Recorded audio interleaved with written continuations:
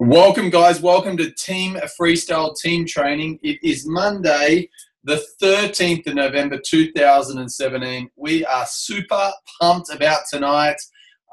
We've got someone very, very special to share with you guys tonight.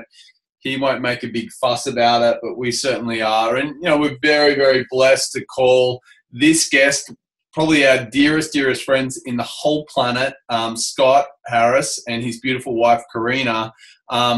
They have been our dearest friends for probably the last 10 years. Many guys may know a little bit about Scotty. He has been our best friends. Our kids are like best friends forever, like brothers and sisters. And certainly, to introduce Scott a little bit, Scott has watched our journey over the last 2.5, 3 years, him and Karina. And he has known Jeff Roberti personally over the last probably 15, 20 years. He knew about Juice Plus before I did. He might share a little bit of that story tonight. But recently, at the beginning of this, joined our team. Now, he is not on training tonight because he's a part of Team FreeStyle for that reason. But more importantly, he's a part of tonight because he's got so much value to add. It is crazy. So you guys are up for a huge treat tonight. It's not often that we have someone on team training that literally shares the stage with some of the #1 leaders in the world. To give you guys an example of who Scott is, Scott shares the stage with Tony Robbins, probably the #1 motivational, inspirational speaker on the planet. There's no doubt about that, I don't think. Just last week, he was hanging out with Tony Verbichuk, or Tony V, as many of you guys would know that name. He was just hanging out with him. And about a month ago, Gary V. Whoops, Tony V. I was like, Tony, I'm like, that's wrong. But anyway, so Gary V. And about a month ago, how cool is this? Scott literally was hanging out with Richard Branson and Simon Sinek. They did an amazing physical trek and hang out and doing that. So he's literally, many people on the planet get that opportunity. Not many people get that sort of opportunity. So he is a mover and shaker. He's hanging out with some of the coolest people on the planet. Many of us are certainly inspired. So to have someone like Scott on tonight, it is an absolute pleasure. We are blessed that he's, one of our dearest friends, and we hang out with someone like this all the time, which is kind of cool. So I'm going to get out of the way. I'm going to kind of try to find him first and foremost. So hang on, Scotty. I'm going to try to find you amongst the zoo. You might need to maybe wave your hands a little bit, and then I might see you somewhere in here as I flick through. It's on Karina's name, mate. 100 people. This is a small crowd for Scott, by the way. There he is. Scotty, thank you so much, buddy, for coming on. How are you? Can you guys hear me okay? Yeah, we can hear you loud and clear. Awesome. Hi. How are you? Good to see you got the stand-up on as well. Well, I usually stand when I work. I mean, I'm in a home office. That's where I work from. So, cool. Awesome. Thank you so much, man. We're so privileged and blessed to have you on tonight. Thank you so much. I don't know, I've tried to give you a little intro. It's hard when I'm introducing such a superstar as yourself. You are just my mate, but anyway, sometimes we've got to make a big deal about that, don't we? Let's be clear. I was just on the call before with Kira, so I think you're done. If you didn't listen to the call that was on an hour ago, go back and just listen to that, and you should be done. Kira was on, those of you on the call, was literally on a rant nonstop. For about 45 minutes. It was pretty, she definitely was, Millie. She was absolutely red hot. So I appreciate your kindness, Adam. I'm always embarrassed when I come to a call like this, and I'll tell you why. Because yes, I do know some stuff, and all the things Adam said were cool. If I look at who's on my phone, I mean, I'm a kid from Frankston. I don't know if you guys know where Frankston is, but it's not a very smart place in the world. And on this phone, we could call Tony Robbins, we could call Robert Kiyosaki, we could call Gary V. I could text Richard Branson, which is bizarre because I'm a kid from Frankston and I'm nobody. She's my hero too. But I guess what I want to share with you is a couple of things that I've learned over the years about wealth. So I'm not in any way, shape or form an expert at the business of Juice Plus. I'm proudly and loudly a member of Team FreeStyle, and we're building our own team. But I'm not an expert at Villages Plus at all, and Kira and Adam certainly are to that. But I know some things about wealth creation and about what you would call a success mindset. And literally, I'm blessed enough that people want to pay me literally hundreds and hundreds of thousands of dollars to learn from me. And so when Adam asked me to come on and share some things, I thought I'd do that. So I'm just going to talk. If I get off track, Adam will bring me back on track. If I get off track, people ask questions. So my first rule will be, and I'm sure you got this, is have a pen and paper around and take notes. And the first would be this, and I'm going to say this out of respect for everybody on the call. My experience with this business is that most of you do not understand the opportunity you have in your head and the size and the magnitude of what literally is on your phone and on your Team FreeStyle page. Because most of you are in this business for income. And I got to say, income's good. I like income. Income's important. Income in the beginning pays for your groceries and it pays for your rent. And they're both good things, and you should pay for your groceries and you should pay for your rent.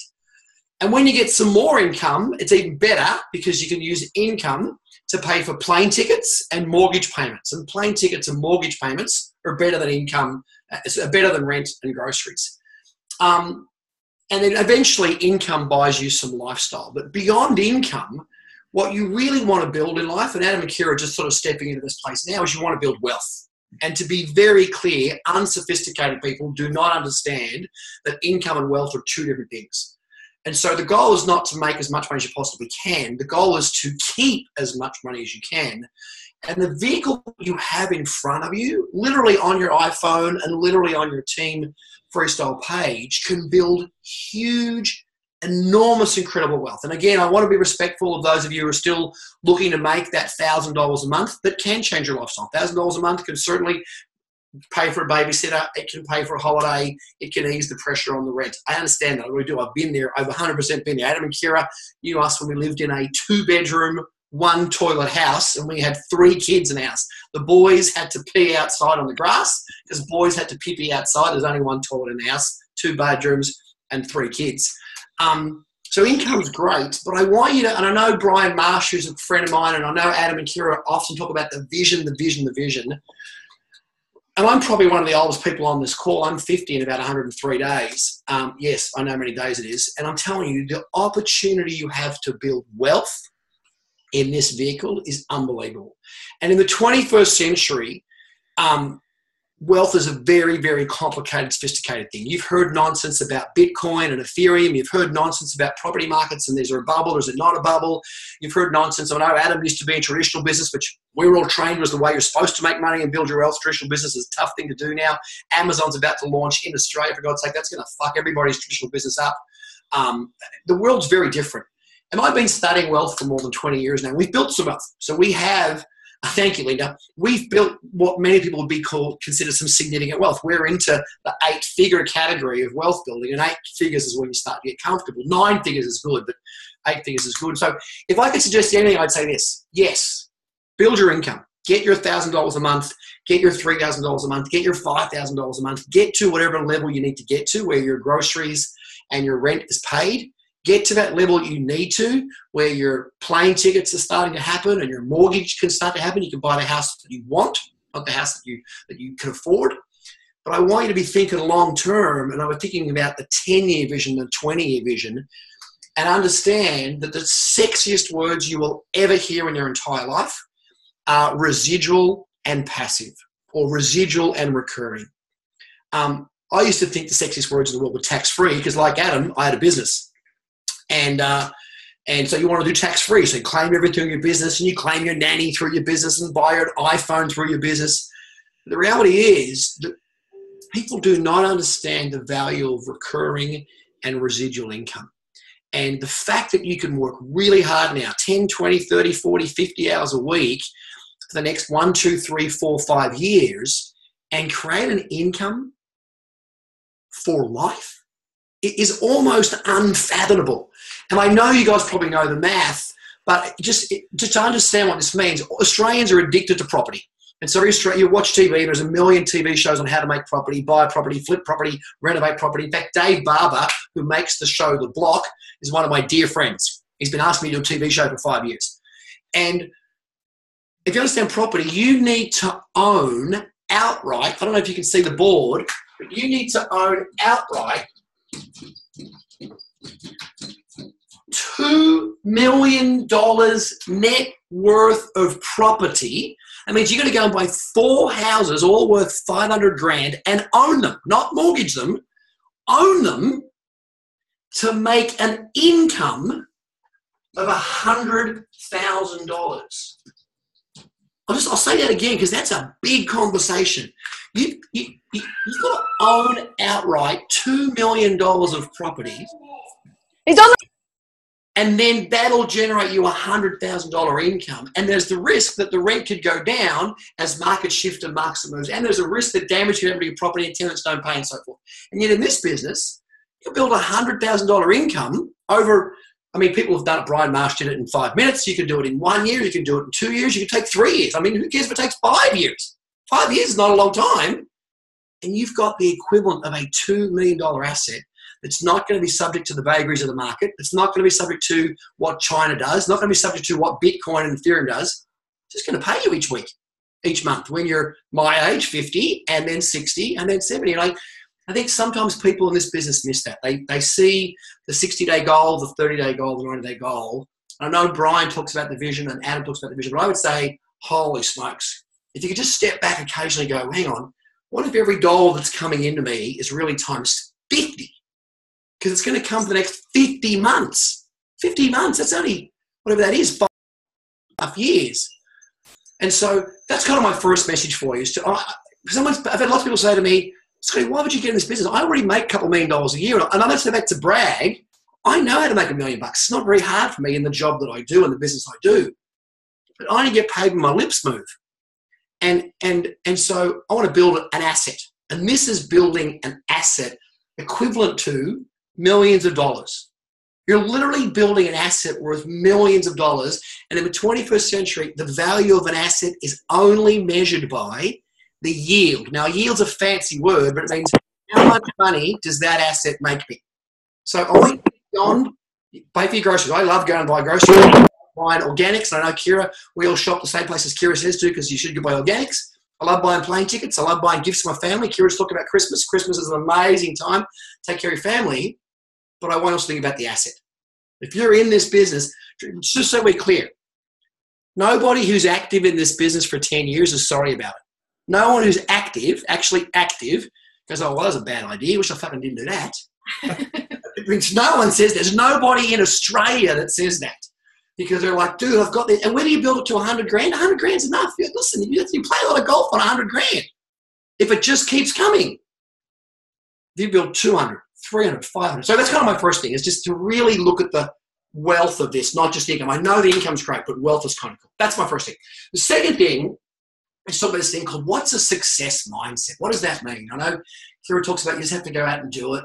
And I got to tell you, when I do my work with Tony and I work with, I was last, as Adam said, 3 weeks ago, I'm sitting there with Richard Branson, and not 100 people, 15 people, Richard's family. So his sister, his mum, his wife, his 2 kids, and his nephews, and myself, and Simon Sinek. I was sitting next to Simon Sinek on his birthday. I mean, it's crazy, 15 people. Wealth mindset, success mindset, honestly, it's almost a myth. You know what it is? It's 2 things. It's a decision and some action. And you've got to redecide because you get knocked off track. You get knocked off track because you get caught up in it. You've got to make a decision. You want to be wealthy. You've got to make a decision. You want to be successful. You've got to someday, somewhere, somehow draw a line in the sand and say, fuck it, I'm all in. Or whatever that is to you. Fuck it, I'm not smoking ever again. Fuck it, I'm going to get skinny. Fuck it, I'm going to make $1 million. Or whatever your version of fuck it happens to be. I think fuck it's a good word. I've certainly had my moments where I've literally been in the rain, angry at myself, angry at God, upset at the lack of money I had, the lack of choices. I remember one day being so mad and so angry, I was literally in the garage of my house hoping that people wouldn't hear me with a metal hammer bashing the concrete floor and smashing the concrete floor because I was trying to get my anger out. And in fact, I didn't have any money. And I couldn't make choices about what I was doing and where I was living. And so I don't mind if you say, fuck it's fine, cool. But you've got to make a decision. And you've got to make a real decision. And you might have to remake it a few times. But then the second thing is you've got to take action. And the actions aren't complicated. They're little. They're little decisions every day. And you've got to make about 5 to 10 decisions every day and just keep repeating them. And what's cool about this business is you don't have to work them out yourselves. You just do what you're told. I love it. The best thing about having a personal trainer is if you go to the gym at 6 in the morning, or I go at 9 o'clock, at 9 in the morning, and someone just tells you what to do and where to stand and when to squat and when to sit down. And what's great about this business is you just plug into the system. There's a reason Team FreeStyle is the fastest team running in the world. There's a reason why I've spent hundreds of thousands of dollars. Listen, when Tony Robbins says, hey, Scotty, you should read this book, I don't say, why, Tony? How come? What for? Why should I read chapter 3? I don't like chapter 3. I just say, yes, Tony, that's a fucking good idea. When Adam and Kira say, okay, here's the system you should follow, and it's worked for, I don't know, 25,000 people who are in Team FreeStyle, and we're making $1 million a year, you should probably just go, gee, that's probably a good idea. I should just do what Adam and Kira say. And not because they're Adam and Kira, but because their system works. I can tell you, not once have I said to Adam, why are you doing that? Why are we doing this? I just say, Adam, what do I do? Where do I stand? What do I say? Tell me what to say. Great. I've watched the videos. I was on the call before with Kira. Follow the system. And there's about, I don't know, 5 to 7 things a day to do. You just do them. The next day, on behold, do them again. So that success mindset, number one, it's a decision. Number two, it's really just plugging into the system. You don't have to reinvent something. You don't have to create anything. You don't have to be a genius. Adam's proof of that. And I say that jokingly, but just follow the system. Follow the system. And then the third thing I would say is the thing that stops people from doing that would be the big F word, fear. That whole fear. That thing where, you know what fear is? People say, you've all heard this. Fear stands for false evidence appearing real. You've all heard that. False evidence appearing real. Well, that's not what fear stands for. Fear stands for when you're about to make a phone call, when you're about to talk to someone who's next to you in a cafe, when you're about to say out loud what you do, your whole body feels fear, which stands for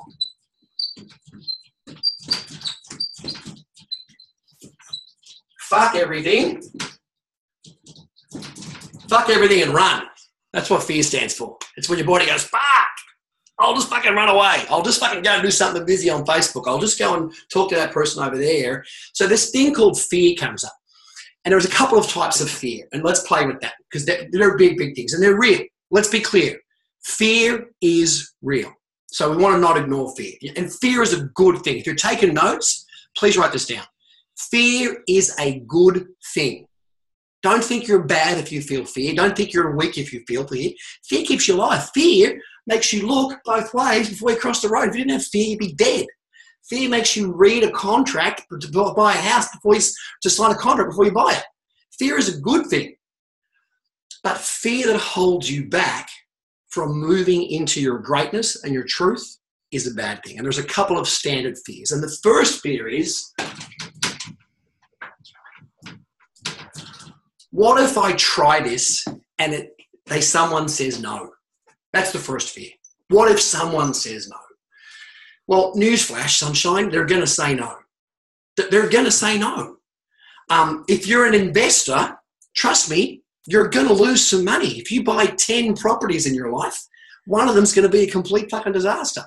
If you buy some Bitcoin or Ethereum, you bought Ethereum last month, it's been a disaster. Bitcoin's been good. If you do anything consistently long enough, there's going to be some things that don't work. And so I'm telling you right now, Adam will tell you, Kira will tell you, some folks are going to say no. So you want to just be at peace with the fact that some are going to say no. And they're not saying no to you. They're not saying no to JBT. They're not saying no to Juice Plus. They're just saying no to themselves, and they may not be ready. I said no, just so we're clear. Write this date down. You want to have a laugh? I went to the first Juice Plus meeting in Australia in April of 1998. Some of you on this call weren't fucking born. That's when I went to my first Juice Plus meeting. My mum said yes. I said, nah, that doesn't work. That was in 1998. True story. I was 8 years old. Thank you, Millie. So some are going to say no. And you got to get that they're not saying no about you. They're not saying no to JBT. They're not saying no to JP. They're not even saying no to this social networking style of business. They're just saying no to themselves and the place they're in, and you've got to be okay with that. I think there's value. Adam, correct me if I'm wrong. I think there's value in just thanking them for saying no and elegantly and kindly revisiting them in 3 or 6 months' time and gently checking in with them again, because maybe they need to say no 2 or 3 or 4 or 5 times before they say yes. Now, don't be a douchebag about it and don't badger them about it, but there's no reason why every 3 months you can't check in and someone say, hey, Jeff, how you doing? How's life? And if they ask you how's business, you say, actually, it's going pretty good, but you don't want to hear about it. But if you do, call me and keep asking them. And 12 times is no, it's fine as well. So that's the first one. They're going to say, don't be afraid of the word no. It's completely fine. The second fear is a little bit more hidden. And that is the fear of, what if I try this and it doesn't work? And that's a deeper fear. What if I try this and it doesn't work? Because that speaks volumes about me then, because the system works already. Adam's proved it, Kira's proved it, their whole front line's proved it, Lorian's proved it, Lauren's proved it. There's dozens and dozens and dozens and dozens and dozens of people in Team Freestyle that have proved it. I said, Adam knows, I've known Jeff for almost 20 years. I've known Lauren Slocum for 15 years. It works. I've known Linda for a dozen years. The system works. So there's an inbuilt fear that says, fuck, if I try this and it doesn't work, it really is me that's the screw up. And so here's what people do, and it's very tricky. I can't get you to raise your hands, but raise your hands if you're so clever you can lie to yourself. Who's ever been so clever you can lie to yourself? And here's one of the lies people tell. They get halfway through the pack of Tim Tams, and they're like, fuck it, might as well just do the whole packet. We'll just hide it. We're already halfway in. Let's just fucking keep going. Let's just punch out the rest of the box or the rest of the packet. So we can justify and legitimize anything to ourselves. And so one of the things that we tell ourselves is we say we're all in, but then we don't go all in. And then if it doesn't work, we've got an insurance clause, because if it didn't work, it wasn't because of me. It didn't work because we didn't go all in. I'll say that again because it's really, really tricky. Human beings trick themselves. We say we're in. Oh, I'm going to do it. I'm going to build my Juice Plus business. I'm going to build my JBT business. But then we never fully commit, and we never listen to Kira in the mornings, and we never listen to Adam at night times, and we never follow the system. We don't read the scripts. And as a consequence, if by chance it doesn't work, then it's kind of not our fault. It's because we didn't really try full out. It's because, oh, yeah, but I was busy. Oh, yeah, but my dog ate my homework. Oh, yeah, but a kid got sick. Oh, yeah, but I had to go to work. And so knock that shit off. Just decide to be in or not in. And that doesn't mean you have to build it 60 hours a week. You can decide that your commitment is 10 hours a week because you've got 2 children or you've got a job or you've got a business. But hear me now and believe me later. When you break your word to yourself, there's nothing that wounds the soul more than that, because it means next time you do it, and we've all done it, we've all said, I'll never do that again, and then we do it. When you break your word to yourself becomes worth less, and you no longer believe yourself. And so that's a scar on your soul. And the converse is equally true. When you keep your word to yourself, even if no one ever knows about it, if you say, I'm getting up tomorrow morning at 6 a.m. and you get up, you just automatically, you feel better, even if you haven't fucking done anything, just because you kept your word to yourself. When you say, tomorrow, I'm not eating carbs for the whole day. And if you manage to do it, you get to the end of the day, and you're like, dude, I feel like a rock star. Not because you don't lose 2 kilos in a day, but you just feel so good because you kept your word to yourself. The word is sacred. Whether you read Bibles that says be true to your word, I mean, the word is sacred. So this fear about not fully committing just needs to get cleaned up. You just need to decide, am I in or out? And your version of in, not my version of in, not Adam's version of in, not anybody else's version, but what's your version of in? And then be true to your word. If you say you're going to make 10 contacts a week or 10 contacts a month or 10 contacts a quarter, then have that be your word. So that's kind of my second piece, I guess, of the word, is to be true to your word to yourself. Make your word mean something to you, because you're the person you live with. Whether you've got a hot spouse or an amazing husband or 10 best friends, you live in here. And if you start to believe yourself, that's the best muscle you can build of all time. So that's kind of the second fear you want to bust through. This fear of not fully committing. It's because we keep the safety net in. Get rid of the safety net. Get rid of the safety net and say, dude, I'm in. And then the third fear, I guess, that I would say is the tricky one. And it's the classic cliche you've all read on the back of a fortune cookie. It says, well, the fear of success. What if I make $1 million? What will people say about me? If I make $1 million, there's 2 things. There's 2 fears about making $1 million. One is, what do I have to give up? What do I have to give up? I've got to give up some things to make $1 million. I've got to give up being a good parent, or I've got to give up taking care of my friends, or I've got to give up hanging out and watching The Block. I've got to give up watching the footy on the weekends. What do I have to give up? I've got to give up being a kind. People could make up stories that says I have to give up being a kind and honourable person to make $1 million. So they make up stories that are not true about what do I have to give up to make $1 million, or whatever your number happens to be, $100,000, $500,000. And the other thing that they do is they make up a story about who they have to become.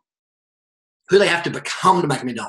And then they say, well, I've got to become salesy, or I've got to become pushy, or I've got to become one of those people that spews juice plus a lot of people, or I've got to become whatever one of those people is, whatever a rich person is. And if you're watching this call, I don't care where you're watching it, from Chicago, from anywhere in Australia, from anywhere across continental US or New Zealand, any country that's less than 300 years old, which is Australia, New Zealand, England, UK, and so forth, every single one of us is brought up with the same psychology, which is that rich people are somehow different to us. Anybody from a European country that's thousands of years old, there's different psychologies there. But our psychology is rich people are different to us. And so there's this egalitarianness. There is this badge of honour that comes from being middle class, or worse in Australia, being a battler.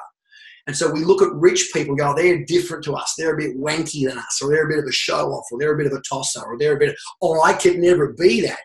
We make up this story that I'm not like that. And if I was to make $1 million, I would become that, and that would somehow make me a bad person. My friends wouldn't love me. My mum and dad wouldn't love me. I wouldn't fit in anymore at Christmas Day on the back porch eating prawns and having a pavlova. So we make up this fear that says if I get successful, people won't love me, which is fucking bullshit. I'm telling you now, I've been poor and I've been rich, and rich is fucking better.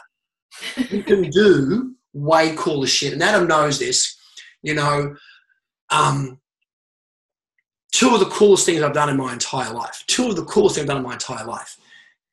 was buy a house for my mum. I bought her a dream house. I bought my mum a 40-acre house with a beautiful farmhouse, Queensland farmhouse on it. We make it eco-friendly. We put composting things in there, and gardens and orchards and green beds and whatever.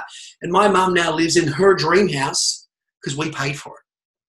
And then 5 years later, my wife's dad passed away, and we went out and bought her a house as well. So my mother-in-law was left, you know, as a widower with no money. And we went out and bought her a house. Not an amazing house. It's a nice 3-bedroom house in Broadbeach. It cost about, I don't know, $800,000 or something.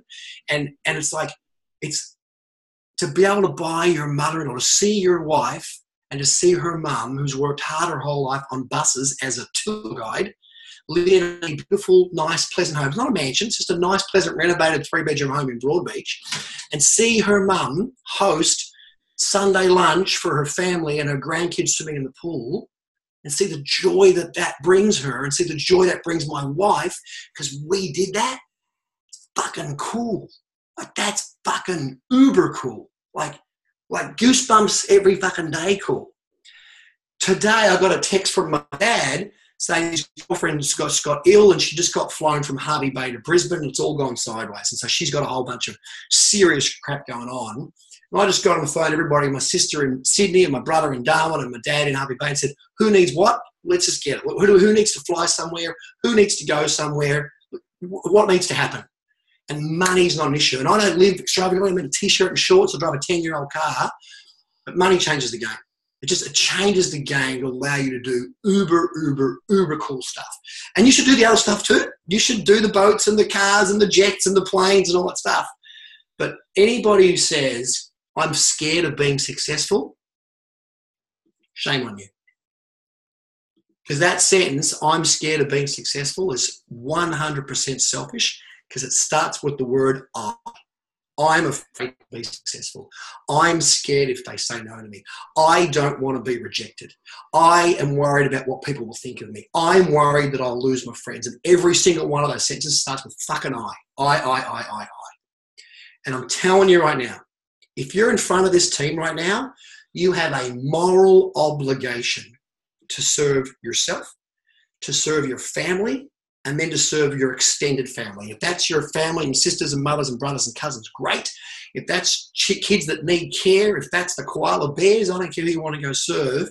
But if you have a moral obligation, you have a moral obligation now that you've been exposed to this opportunity to share it with more people. And to not do it because I'm tired, or I don't feel like it, or I'm a bit confused, or I'm scared they'll reject me, or I'm worried what people will say about me, or I don't want to be successful, is I.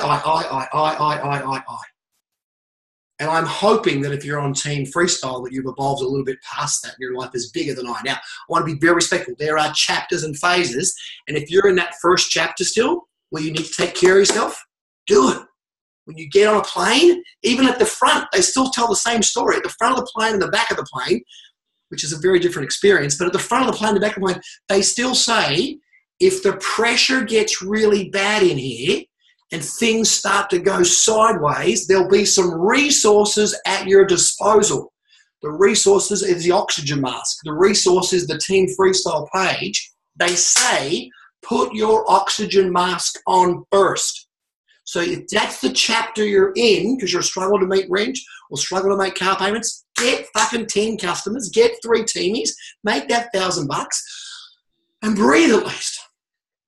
Breathe. I respect that stage. I've been in that stage. Get ready to breathe, but then go to that next phase and go to the vision, whether that the first vision is awesome.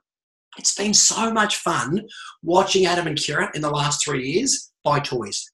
They bought the jet ski and the dirt bike. They've got matching Mercedes. Look, Kira's got more handbags and shoes you can poke a stick at. Adam's playing golf like all day, every day. It's been so much fun. And they're getting ready for that chapter now of wealth building. They want to now build wealth. They've built lots of income and they're in that next phase. But they were in that phase in the beginning, whereas we fucking need to eat. That's the phase they got in. Adam will tell you that. Adam was a little bit embarrassed and a little bit angry that he couldn't, take care of his family and couldn't be home with them. He's no bones about that. So you're going to go through chapters. I guess if I was going to give you a message tonight, it would be have the big vision for the wealth this could be. Really understand that those fears, the nonsense fears of what if this doesn't work is just a cheap, easy cop-out. You've got to make a grown-up real decision. And the fear of, I don't want to be successful, I don't feel worthy, what if it doesn't work, is all just I. And eventually, your life has to get bigger than just I. Who am I building this for? And whether that's the joy we had of buying your mum and dad a house, or whether that's you giving money to a local footy club, I'll tell you want to have a great day? Everyone who's got kids, pretty much. Go to a local primary school, walk in the door, drop 10 iPads on the desk and say, this is for you guys, have a great day. And you're going to get some hard-working primary school teacher that bursts into tears because a complete stranger just gave them 10 iPads, which costs about fucking $5,000, and then you walk out. So contribution. So I think that's all I was going to cover. I'll take a breath and go, I don't know if any of that helped or was useful, but I got on a bit of a rant. And there's a couple of things in my mind that are about physical things that I'd like to share, but Adam, you're in charge of it. It's because you're a call, so I'll stop talking. No, you're doing a good job, and you should just keep ranting. It's amazing. And the guys have got loads out of it, Scotty. Even been inspired to use a few profanities in the future. But okay, so I'll keep going with something else. And let me go sideways and text. So that's a bit of a philosophical conversation we've had. If that makes sense. That's a philosophical conversation. Let's go to a practical conversation about time. Gary Vaynerchuk. Gary Vaynerchuk is the hottest guy on the planet. I don't know how many people know Gary Vaynerchuk, but he's the hottest guy on the planet. He's a bigger speaker right now than Tony Robbins. He's a bigger speaker than anybody. When I first worked with Gary 3 years ago, he cost $18,000 for 1 hour. We had to buy the person and I would put the event on. We had to buy 3,000 of his books. We had to pay $6 a book. It was $18,000. That was his fee. We bought 3,000 books, and then he spoke for an hour and a half, and he signed all the books. This is 3 years ago. Today, Gary costs $300,000 for an hour. That's a pretty good increase in 3 years. It's a pretty big increase. Now, I'm telling you now, here's what Gary said the other day, and he said it in public, so it's not like it's secret news. Facebook, the tool you and I use, it's got 1,000 days left. It's got 3 years left. Right now, you have the capacity to reach tens of people, hundreds of people, thousands of people, tens of thousands of people, literally for free, as long as you post valuable, useful, current information. So Kira and Adam are all about creating. If you post current, valuable, useful, engaging information, people will like that. They'll be attracted to you.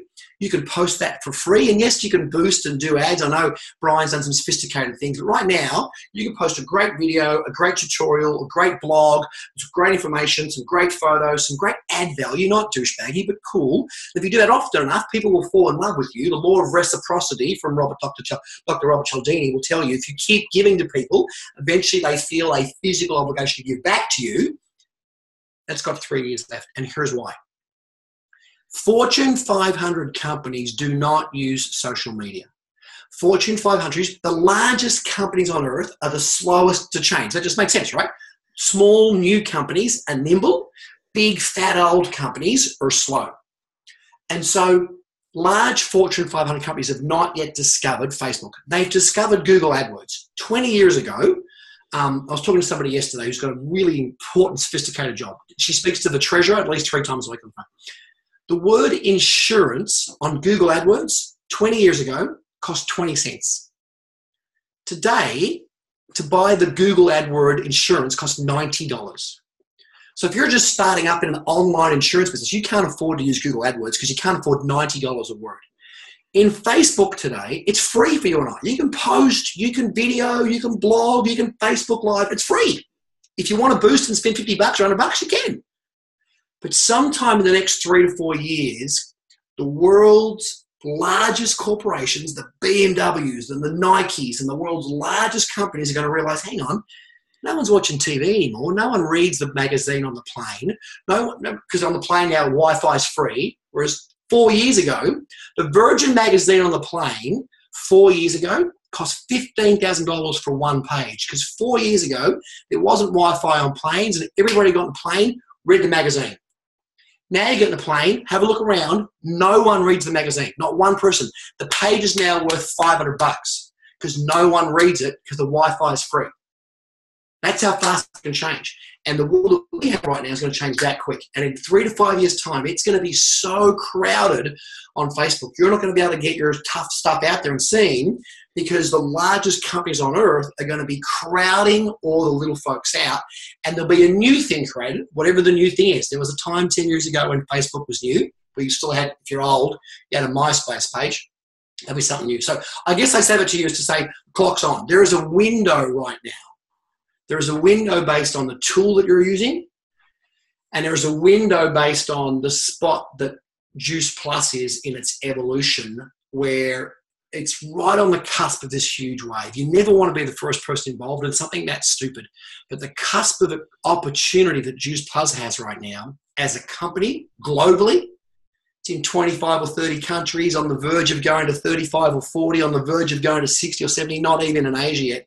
Combined with this vehicle we have in front of us called Facebook, which is free advertising, is phenomenal. And to miss that because I'm not yet ready, or to miss that because I'm waiting for my kid to hit primary school, or to miss that because you're going to spend a year thinking about it, would be criminal, given that once you can claim the space and create the vehicle, once you can create the space and build your business, holy smokes. It pays you for life. It goes back to the first conversation about wealth. Once you've built it, doesn't matter how many large companies move into Facebook, you and I will still have the asset of our team that Juice Plus is still paying us $5,000 a month, $10,000 a month, $50,000 a month, and so forth. So there's a window that's very, very real right now. There should be some urgency in your team building right now because the opportunity that we have and the resources we have are free and they're readily available, and they might not always be free. And most people only start to value their resources that have been given to them for free once they've been taken away. You only value time when you start to get old. You only value your health when you start to lose it. And we only value this incredible resource we have called, gosh, the ability to communicate with the whole fucking world for free from this, as long as it's valuable, we're going to lose that.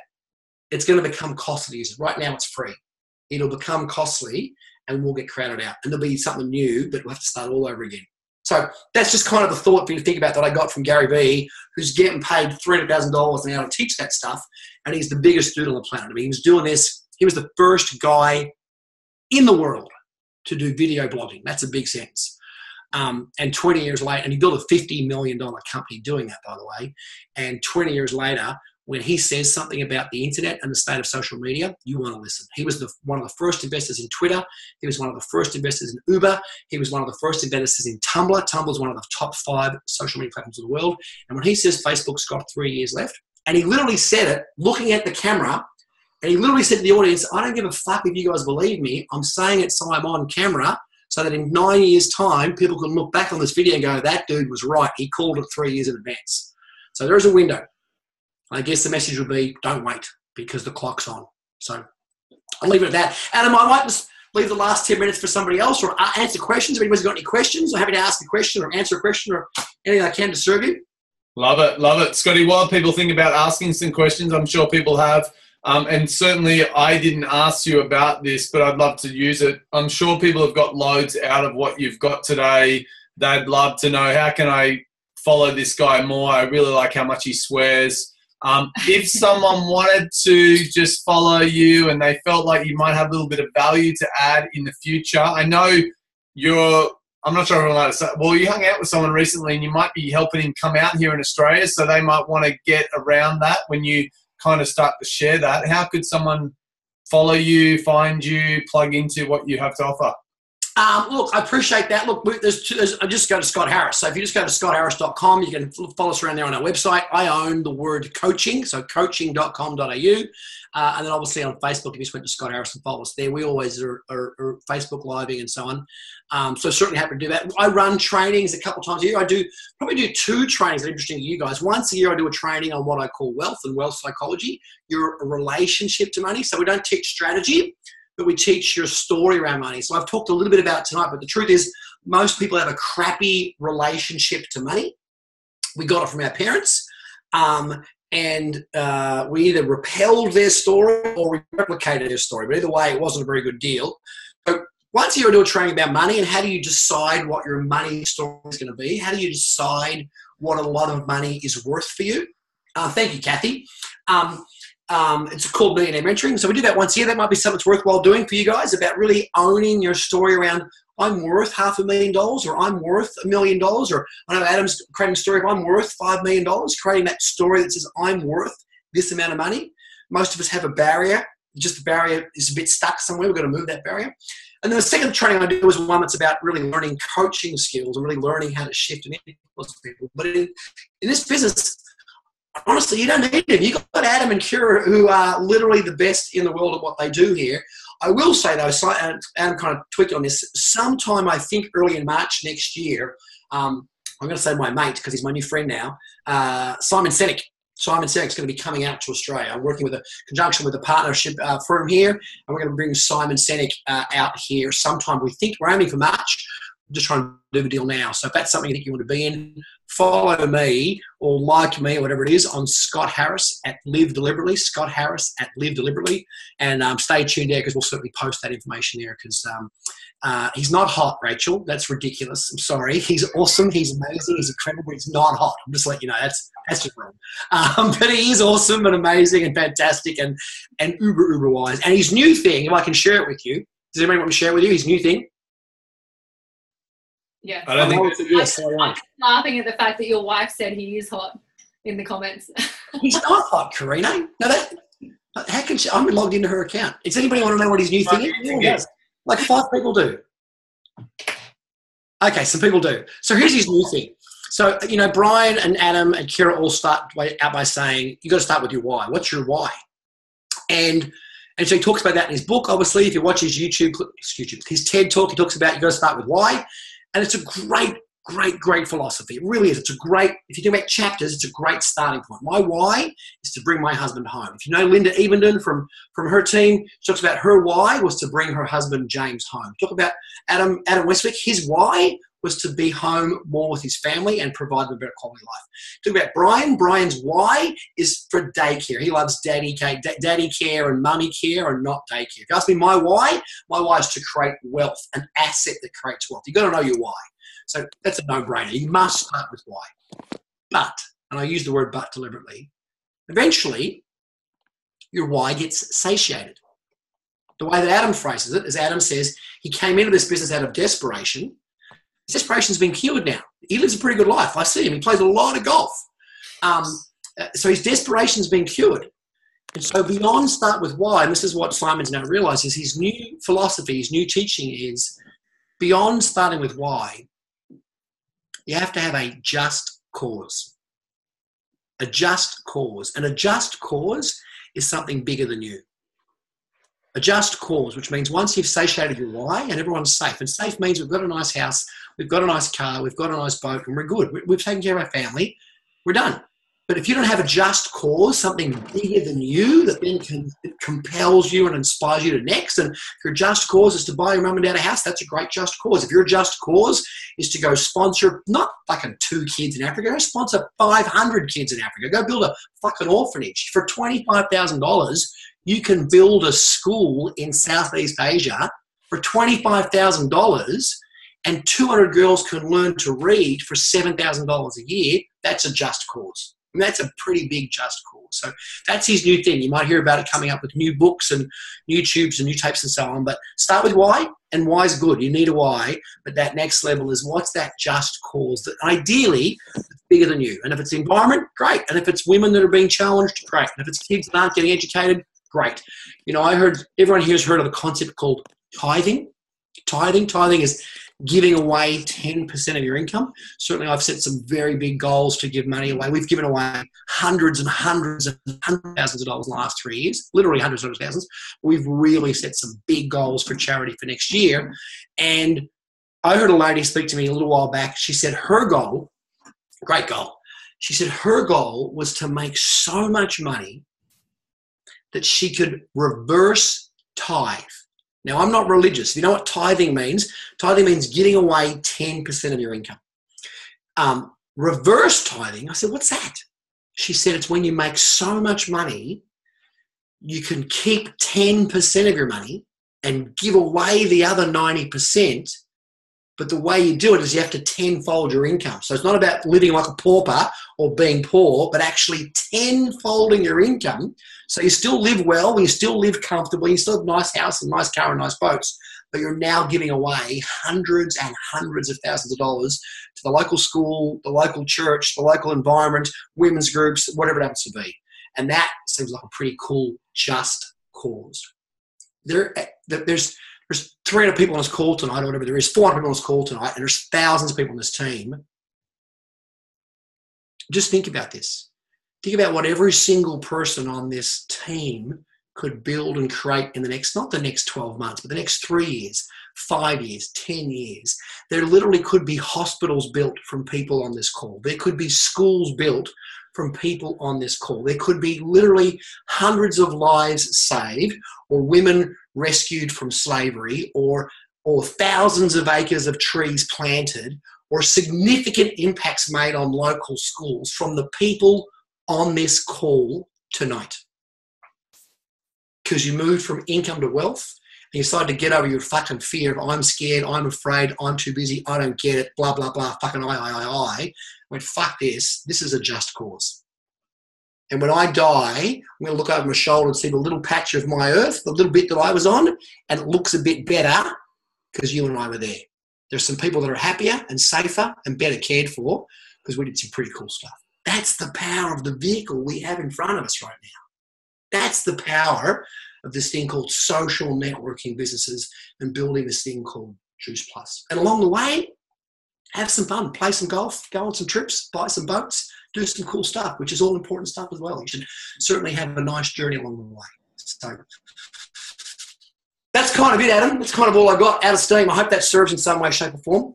It was amazing, mate. I got not much else, and I don't think there's a better, perfect way to finish with that. I totally am inspired by that, and we adore you, and thank you so much for sharing. Anything there?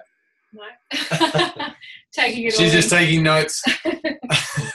Awesome. Well, don't worry, buddy. You guys are on my list. 2018 is the year of charity, and I'm going to be knocking on the door of all my wealthy friends saying it's time to fucking pony up. We, as a community, need to be giving more money, and not to give more money because you haven't made it yet is ridiculous. Yeah. There are people just in the Gold Coast. There are people in every suburb of Australia. There's people all around the world.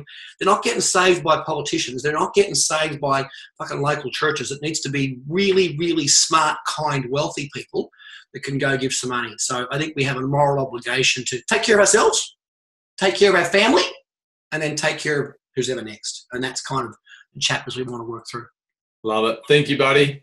I appreciate it, guys. Thanks very much. I love being part of the team. Thank you. Thanks, mate. Night, guys. Have a great night. Bye. Holy crap, that was awesome. That was awesome, Scott. Thank you. Thank